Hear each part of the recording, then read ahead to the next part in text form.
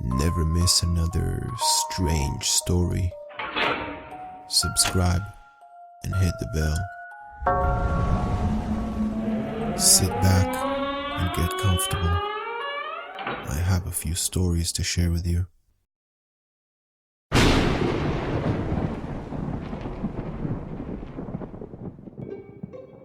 I have an imaginary brother. Well, I had one. I'm an only child. I always have been, and always will be. I wanted a brother though, really badly. I asked my mom for one. She didn't say anything, even though I asked her real hard. That's okay though, because I could make my own. My imaginary brother was tall and strong. He carried me on his shoulders and made me super tall. He smiled at everything I said and was such a good listener. He never talked to me, but I could tell he loved me a whole lot. I told my mom about him and she dropped something. She was quiet like usual, but then she yelled at me. She made me say I was an only child. I always had been, and I always will be. She made me say it over and over again, and held my wrists till they hurt. I kept my imaginary brother a secret after that. He was so easy to think about. Sometimes I could see him holding my hand and almost felt it. Sometimes, late at night, I see him watching me, and he looks sad. Something is sticking out of him, and he's holding it real tight. He's mouthing words, but nothing comes up. I see him till my wet eyes make him all blurry, and I fall asleep. My imaginary brother is so tall, he can get me to places I've never been. Today, he took me to the attic.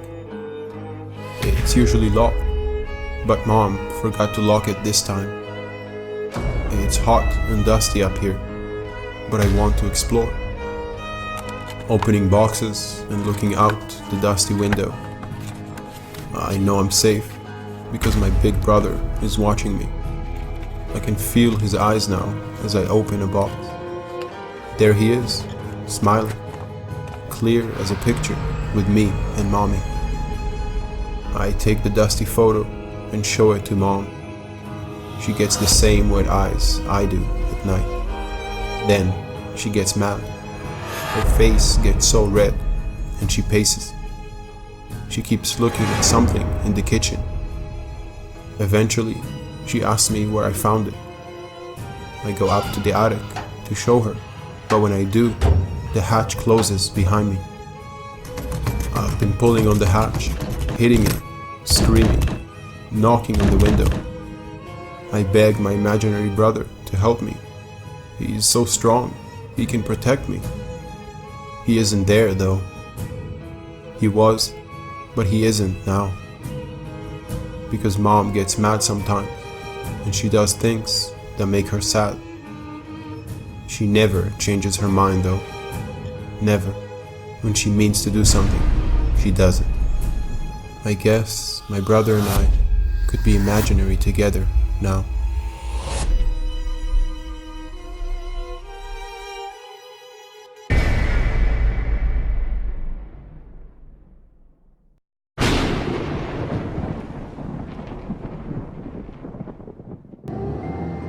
Okay, from the beginning, it seemed like it was so long ago.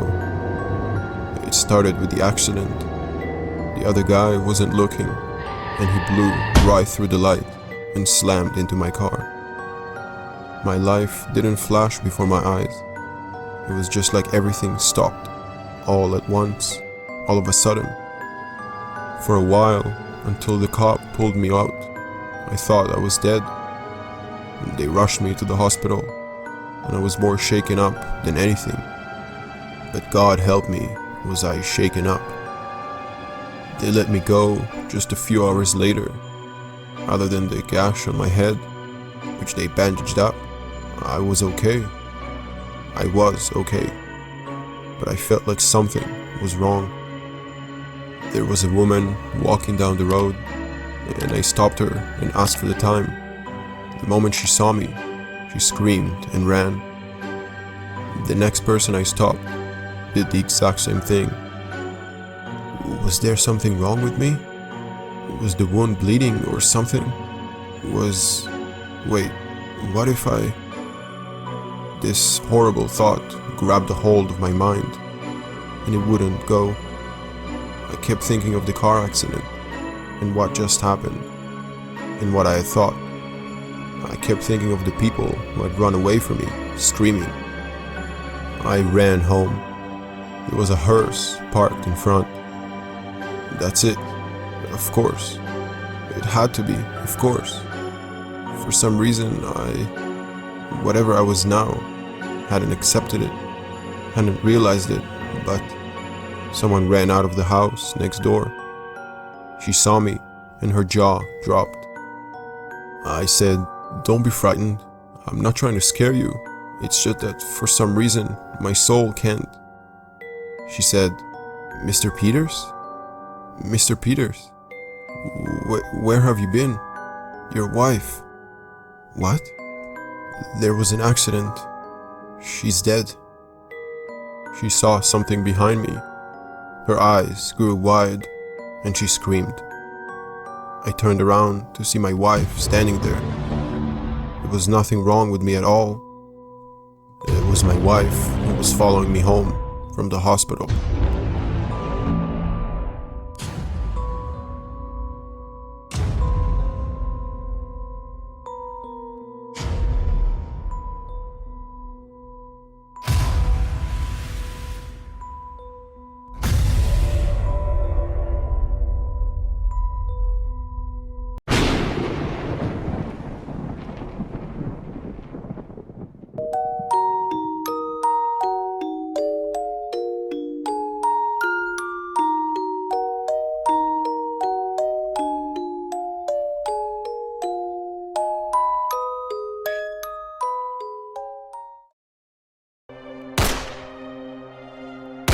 Gunshots erupted in the hallways during the transition from first to second period.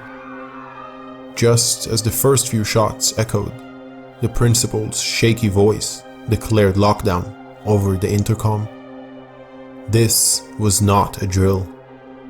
Students dropped their backpacks and sprinted for their lives, diving into classrooms, whilst all teachers locked their doors and turned off the lights, ushering students under the desks. Being teenagers, the students had naturally believed themselves to be immortal. Now they all held back tears. This was the first time they've ever truly feared for their lives. Two panicked students barreled around the corner, then slid to a stop, a teacher's urgent whisper grabbing their attention. "Annie, Melissa, get in here," Mr. Anderson called to them. The students rushed into the room with Mr. Anderson, the drama teacher, crying and trembling with fear. "It's gonna be okay. Don't worry," Mr. Anderson said. It appeared he'd been shot, for he was clutching his leg as it bled. He let go of his leg to hold Annie tightly, trying to console her. Melissa joined the hug, clinging to him tightly. "Everything's gonna be okay. Mr. Anderson repeated to them. You'll be fine." The girls almost believed him until he let go of them and took some steps back. They looked at him, confused.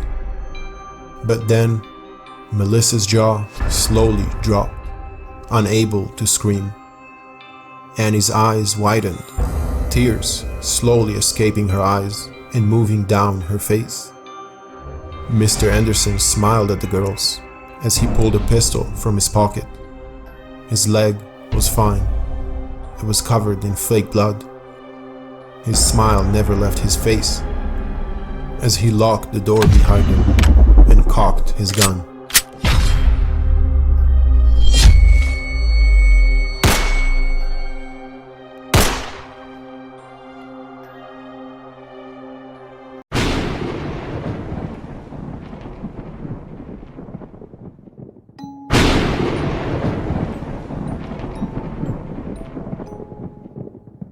Whenever I mention at social mixers that I used to be a cop, someone asks for a story.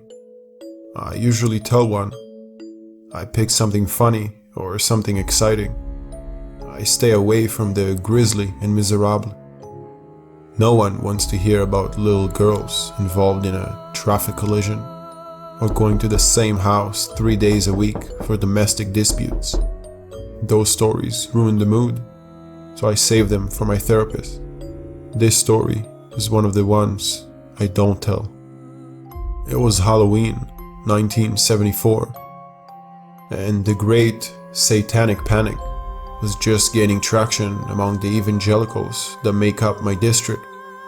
Allegations and rumors of abuse and dark magic spread like wildfire, coming hand in hand with anxiety following the Saudi oil embargo of 1973. We on the police force heard all about it. Children being abducted and tortured in dark red pentagrams, poison candy, teenagers opening themselves up to domestic possession through drug abuse and rock and roll.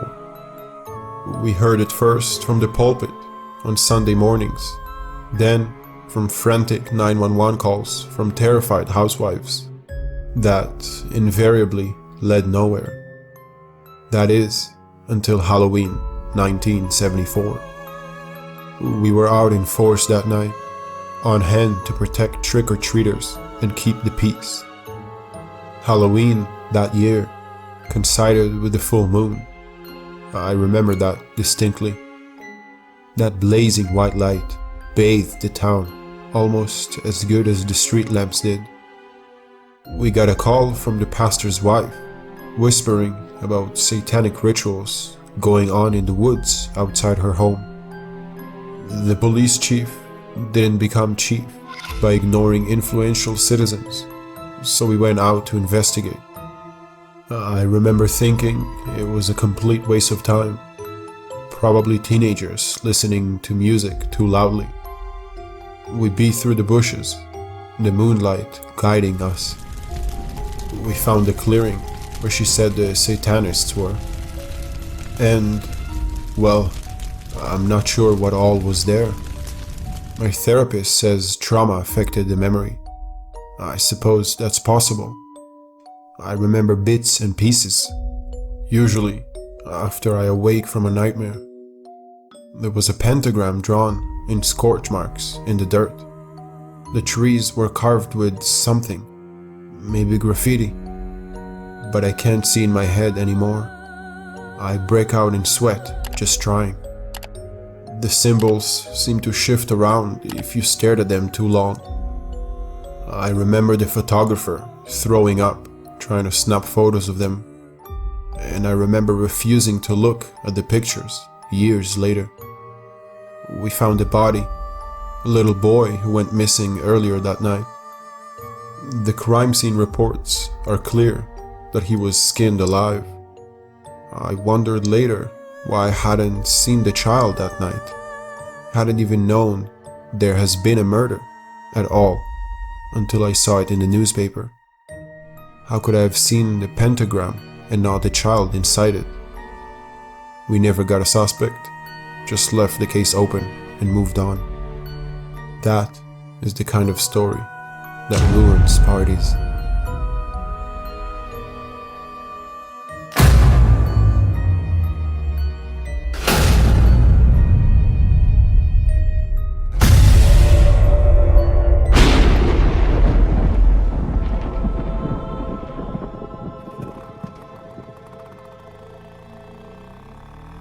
Ordering pizza on Halloween never made sense to me.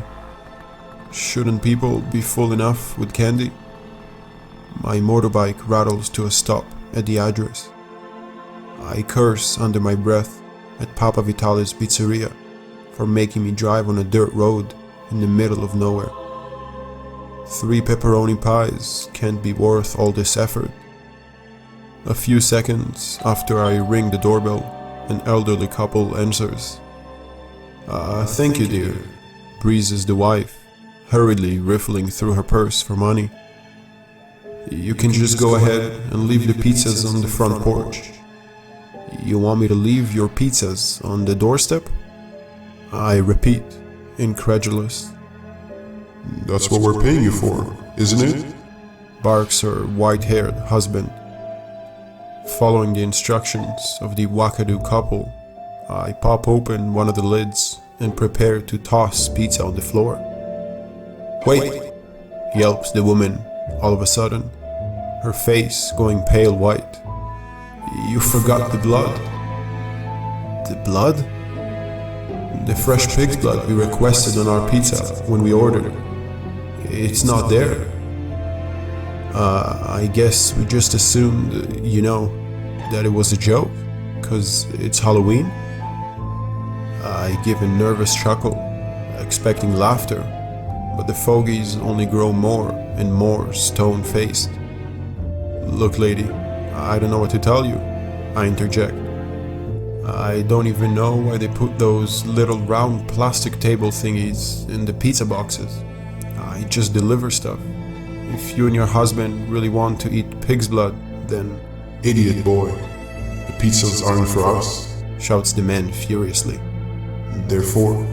His voice trails off suddenly as he notices something in the distance. Looking over my shoulder, I see a crowd of small figures approaching from the end of the road. In the dim moonlight, I can just about make out the trick-or-treaters' decomposing costumes. What are the odds of every kid in the street dressing as the exact same monster? That's when it clicks. I didn't see any other houses on my drive here, only a graveyard. Panicked, I turn back to see the couple have slammed the door in my face. Unless I can coat these pizzas in fresh blood within the next minute, I'm zombie chow. I still don't know what that little round plastic table thingy in the pizza's boxes is for, but pressing its jagged prongs against my forearm, I think I found at least one good use for it.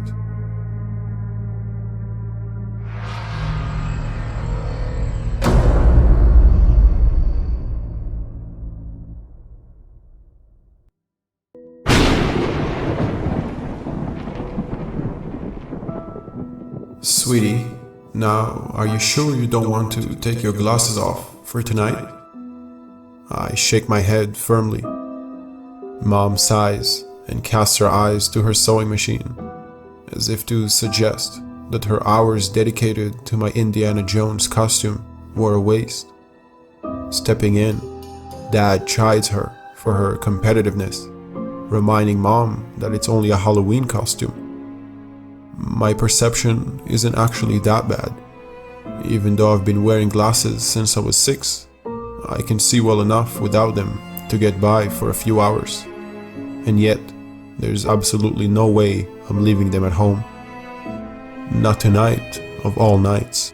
The evening's trick-or-treating starts off being mostly uneventful. As usual, I go door to door with my young sister, eagerly collecting our fill of sugary treats. Before we can reach the last house on the street, however, we run directly into a band of neighborhood kids, dressed to the nines as ghosts, witches, and the like. They respond to me with their standard greeting. A fist strikes me hard across the face, sending me crashing to the ground, and my glasses skittering sideways. Pointing and laughing, the bullies unleash taunt after taunt. Had a feeling we'd see you here, nerd. No explorer I know wears glasses, geek. You should have come as an alien instead, Four Eyes. After crushing my basket under their feet, my tormentors take off towards the final house, clutching fistful of stolen candy. My little sister, mortified, runs straight home.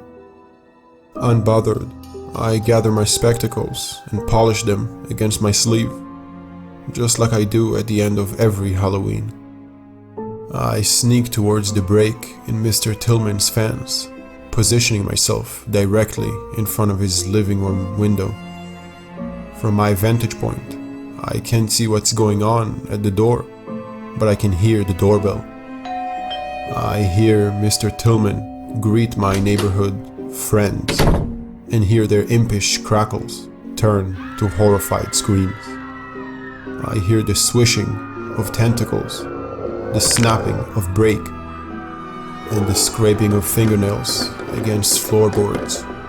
And finally, as the turmoil moves into the living room, I see everything. For the next hour, I sit back and watch with pleasure as my favorite neighbor devours some treats of his very own.